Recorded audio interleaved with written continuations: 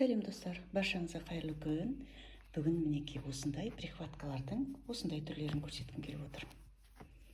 Бұл прихваткалардың бір жақсысы айналасына окантовканы бөлек салып жүрмейміз. Осылай жасай қоямыз.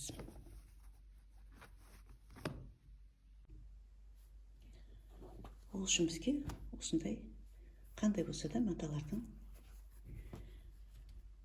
осындай түрпіштілерді қиып алдым. Мендегі қазіргі осы размері 22-де 22. Және де астына қандай болса да бір қалыңдататын осындай бір мата керек. Мендегі осындай мынау. Енді осыны мынаның астына мынау былай қоямыз. Осыны былай шетін тігіп аламын, былай сырып аламын. Мыналар бөліп кетпек үшін оны қазір көрсетемін. Және осындайдың әрқайсысынан мінекей осыны осылай үтіктеп аламын.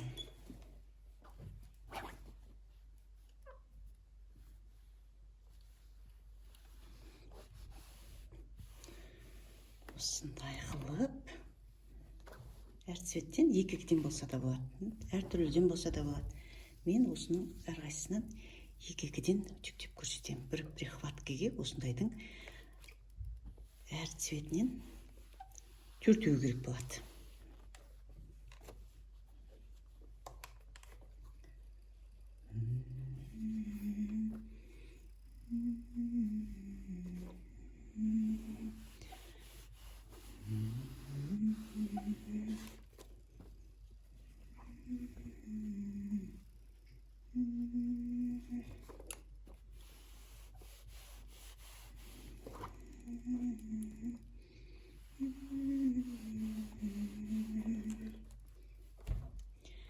Енді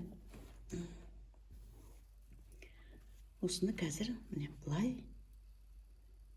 қоямыз.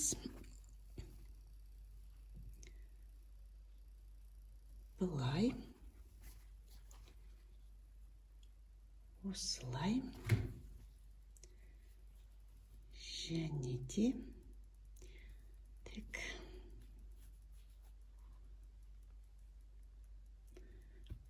осылай қылып, міне осылай былай төрт жағынан тігіп шығамыз.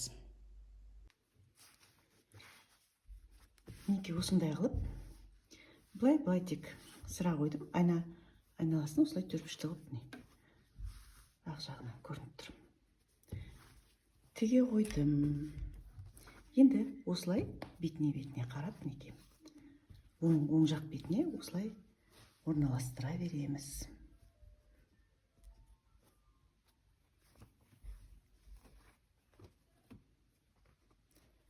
Қызылдан жасайын. Слайм.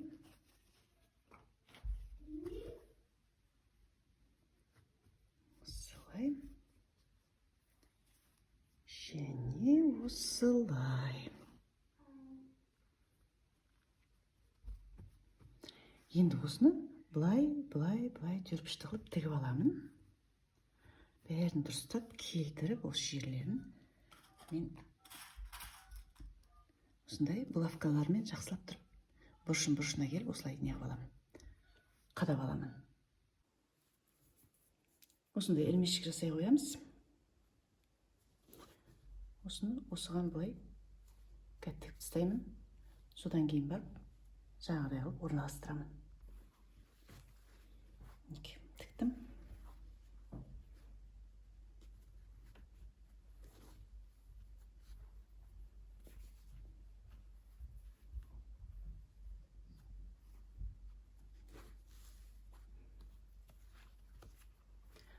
Мына бүктелген жері осы жерге қарайды. Мына екі жағы ашық.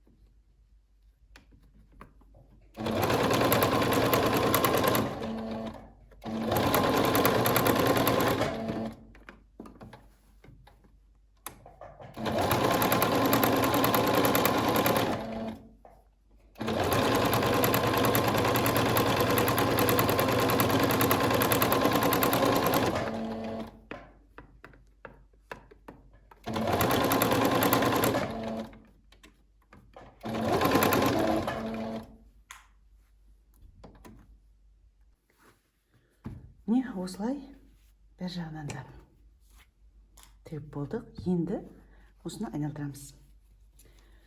Айналдырмастан бұрын мына бұрыштарын кесіп тастаймыз.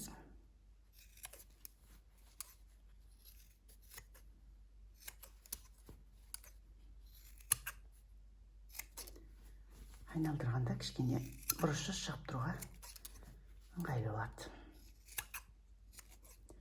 Төрт бұрышын кесіп тастаймыз, қиып. Былай айналдыра қоямыз.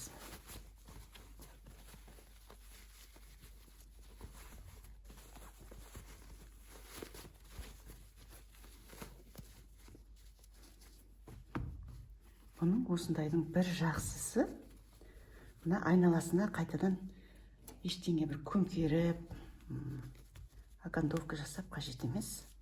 Бұл өзі дайын тұрады.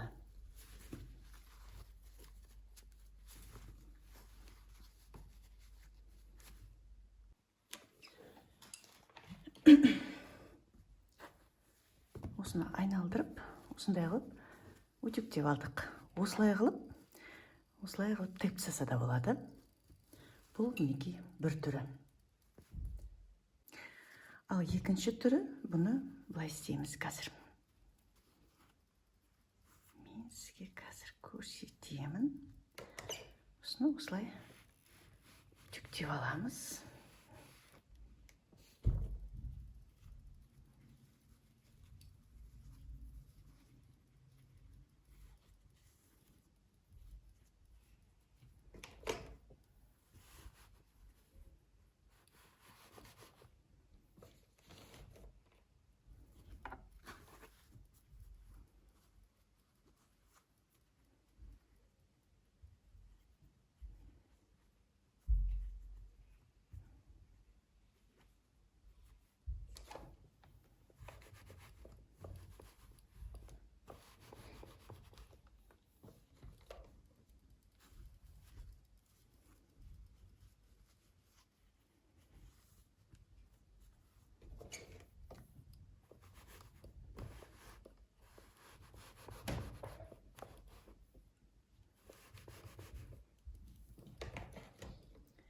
Енді осының іші мынандай көрінбей тұру үшін қандай да болса бір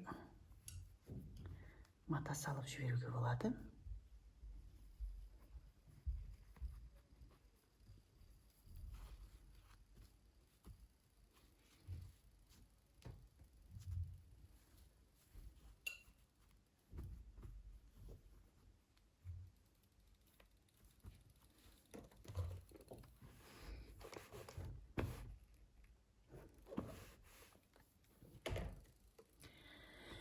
Енді осыны былай мына жағынан бәрінде тігеміз. Сосын айналасын тігіп шығамыз.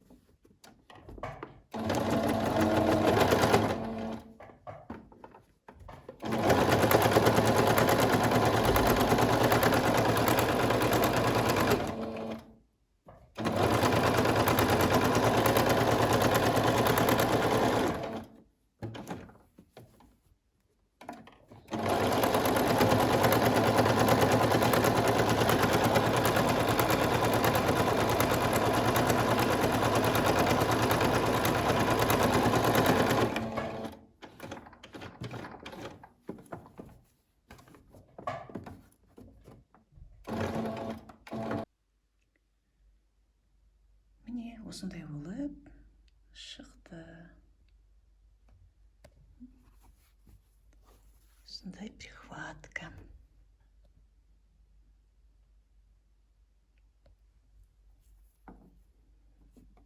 Ар жағы. Арты да аккуратненький Бұның бір жақсысы, мінекей, айналасына окантовка керек емес, өзі айналдырғанда осындай болып шыға келеді.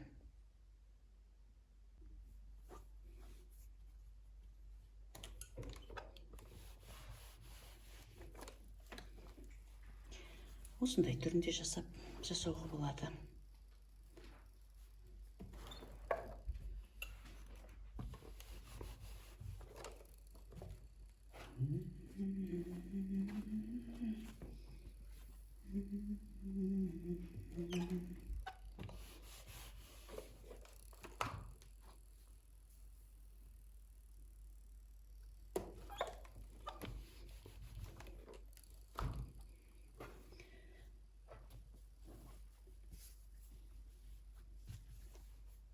Екінші түрі. Мынаны осылай сырып аламыз да, үстіне осылай қоямыз. Мен мынаны әртүрлісіне жасайын дедім.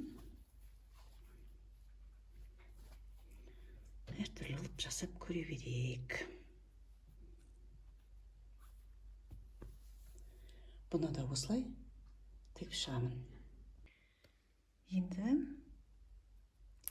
екіншісін істейміз. Тап сондай қылып, тек мен осыны осындай қылып төртбұрышты қылып қана жасадым.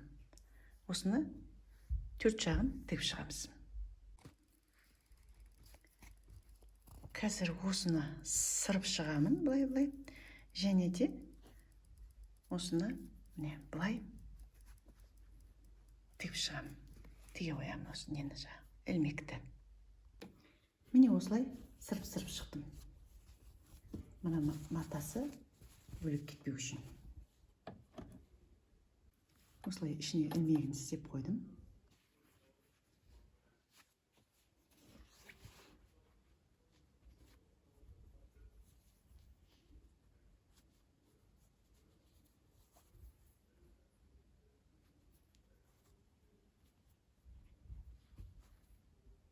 Осылай тігіп шығамын.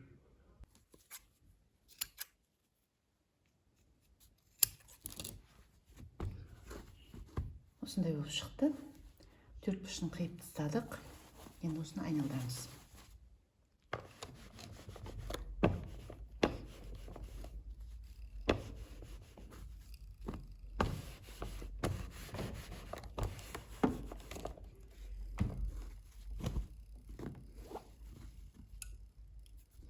Енді осылай, сосын төрт бұрышын тіге қоямыз.